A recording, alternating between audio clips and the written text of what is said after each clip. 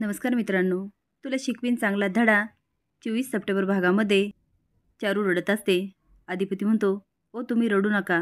तुम्ही असं रडलेलं आम्हाला बरं नाही वाटत आणि तुम्ही पण आम्हाला समजून घ्या ना जरा. तुम्ही एकदम समोर याल आणि म्हणाल आई म्हणा. कसं म्हणायचं? आणि हे बघा, आमच्या आईसाहेब असत्याना ह्या घरामध्ये तुम्हाला मान मिळालाच असता. चारू म्हणते, अरे बाबा मला मान नको आहे, प्रेम हवं आहे. मला फक्त एकच अपेक्षा आहे, तू आई म्हणावं. अरे मी एवढ्या दिवसापासून आले, तू एकदा तरी माझ्याकडे आला का? दुर्गी लपून सगळं ऐकत असते. चारू म्हणते, का तुम्हाला आई म्हणत नाही? अक्षरा म्हणते, आई मी तुम्हाला म्हणाले ना, त्यांना थोडा वेळ द्या. ती म्हणते, अक्षरा अजून किती वेळ द्यायचा? आणि अशा माझ्या काय अपेक्षा आहे ग?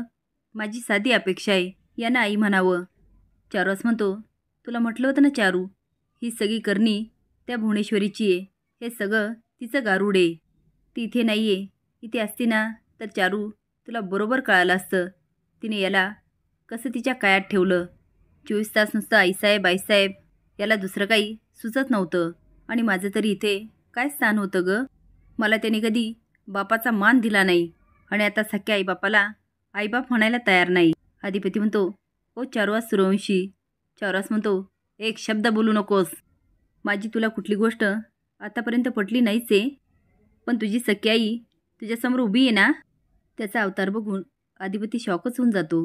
चारुवास म्हणतो, मला सगळे सांगायचे, तुला वेळ द्या, पण तुझं दिवसेंदिवस अतिच होत चाललंय. माझ्याशी वाद घालत होता, आता तिच्याशी पण घालतो.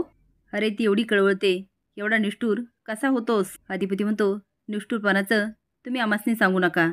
आम्ही बघितलं आयुष्यभर आमच्या आईसाहेबांनी कशी वागणूक दिली. ह्यांनी बघितलं असतं ना, ह्यासनी बी कळलं असतं कसे वागतेत आणि कसे बोलतेत. अहो बायको म्हणून राहू द्या, पण बाई म्हणून ह्या माणसाने साधा रिस्पेक्ट दिला नाही, हे पण केलं नाही. आणि कौतुक गातेत निष्ठुरपणाची. सगळ्या घरादाराला माहिती आहे, तुम्ही नका सांगू आम्हाला. चारू म्हणतो, माझ्या चुका काढ. स्वतःचं वागणं कधी तपासणार नाही. हात करत म्हणतो, तुझ्याकडून दुसरी काय अपेक्षा करायची? तुझ्यावर त्या बाईचे संस्कार आहेत ना. ती बाई पण स्वतःची चूक कधीच मान्य नाही करायची. तू जन्मदा त्या आईला झिटकारतोस आणि ज्या बाईनी तुझी घराची वाट लावली आणि तिला डोक्यावर घेऊन बसलास.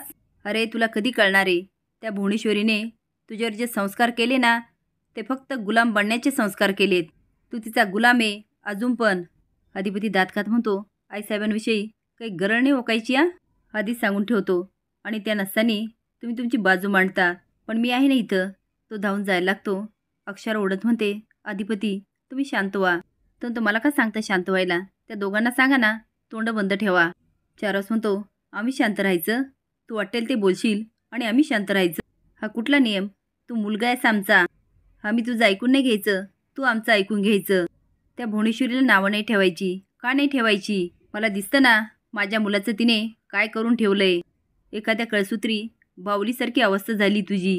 तिच्या मनालींना तसं नाचवलंय तुला आणि आजही नाचवते. अधिपती अक्षराला म्हणतो, तुम्ही थांबा. चारवास म्हणतो, ही जी आदळी भक्ती करतोस ना तिची, तू अंधभक्त झालाय. अधिपती म्हणतो, मी आमच्या आईसाहेबांचा अंधभक्त आहे. ते आमचे आईसाहेब आहे, ते आमच्यासाठी देव आहे आणि मी त्यांचा भक्त आहे. चारवास भुवनेश्वरीचे सगळे कारस्थान सांगत असतो, पण अधिपती धावून येत म्हणतो, कावीळ झालेल्या माणसाला सगळंच पिवळं दिसतंय. चारवास म्हणतो, त्या बाईने पहिले काय केलं? ती आल्यानंतर तुझं शाळेतून नाव काढलं. तो आता बरंच काही सांगत असतो, पण अधिपती काय ऐकत नाही. चारवास म्हणतो, अडाणी बाईचे अडाणी संस्कार आहे तुझ्यावर.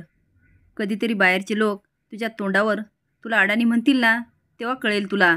तुझ्या डोळ्यावर जी भुवनेश्वरी नावाची पट्टी आहे ना, मी ती ओरबडून काढणार आहे आज.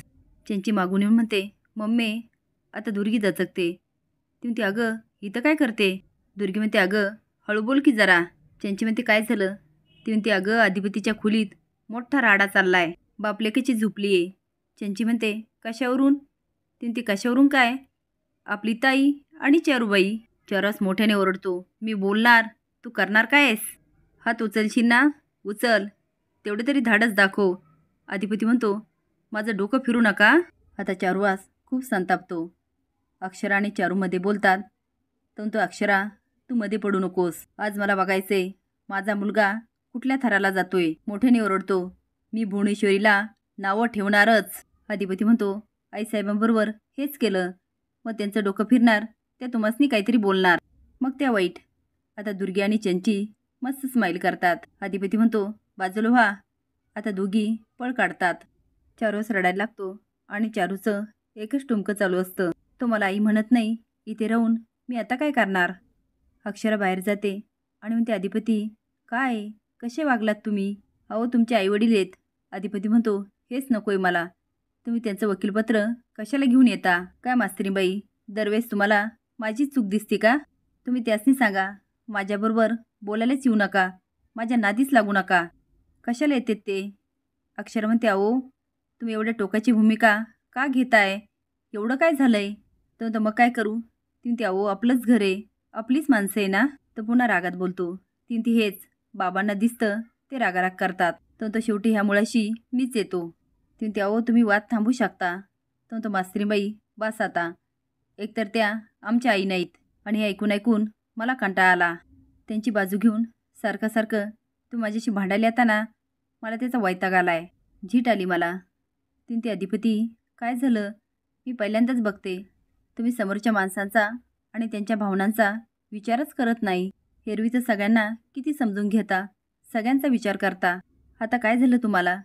तो जिथे आईसाहेबांचा विषय असतो ना, तिथे बाकीच्यांचा विचार बी करत नाही मी आणि करणार पण नाही. अक्षरा म्हणते, तुमच्या जन्मदात्या आईचा पण नाही? तो झटके मारत म्हणतो, सांगितलं ना, कोणाचाच नाही. दुर्गी म्हणते, बघ की चंचे, आपण दोघी पण तिकडं नव्हतो, असतो ना आगीत. हसून म्हणते, तेल ओतलंच असतं. चंची म्हणते, मम्मी तूच म्हणली ना, कुठल्या भानगडीत लक्ष घालायचं नाही. तेवढे आजी म्हणते, काय चाललंय तुमचं खुसूर?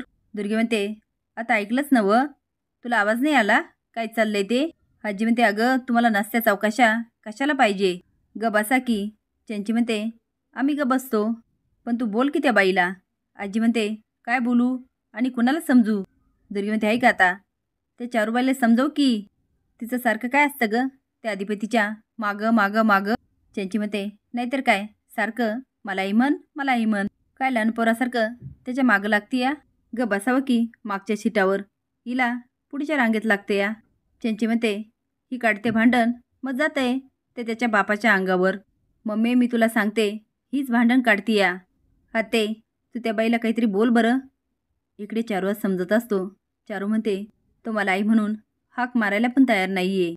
ह्या घरातील सुख ऐश्वर्य माझ्यासाठी कसवाटा सामाने. इकडे अक्षरा अधिपतीला छान समजावते आणि म्हणते, तुम्ही त्यांना आई म्हणा असं माझं अजिबात म्हणणं नाहीये, पण तुम्ही आपल्यापेक्षा मोठ्या माणसांना दुखवलंय आणि अशा व्यक्तीला दुखवलं जिला तुमच्याकडून फक्त मायाची आणि प्रेमाची अपेक्षा आहे. तुम्हाला असं वाटत नाही का त्यांना एकदा सॉरी म्हणावं? तर कशाला म्हणायचं? आम्ही कशाला सॉरी म्हणायचं? ती ठीक आहे, मी बायको आहे ना, माझं म्हणणं ऐका. आणि अधिपती, तुम्हाला बाबांचा का राग येतो? कारण ते भुवनेश्वरी मॅडमशी कसंही वागतात, कसंही बोलतात. मग आता तुम्ही आईशी कसं वागताय, कसं बोलताय? तुम्हाला तुमच्या आणि बाबांमध्ये काही फरक वाटतो का? अधिपती विचार करून म्हणतो, ठीक आहे, मी म्हणतो सॉरी, पण आत्ता नाही. आता माझं डोकंच ठिकाणावर नाही आहे. अक्षरा म्हणते, अधिपती असे विषय भिजत नाही ठेवायचे. तुम्हाला वाटतं ना सॉरी म्हणावं, तर आत्ताच म्हणून टाका. अक्षराने बदलला अधिपती. आता फिरणार भुवनेश्वरीच्या प्लॅनवर पाणी. असेच नवीन अपडेट जाण्यासाठी लाईक आणि सबस्क्राईब करा. धन्यवाद.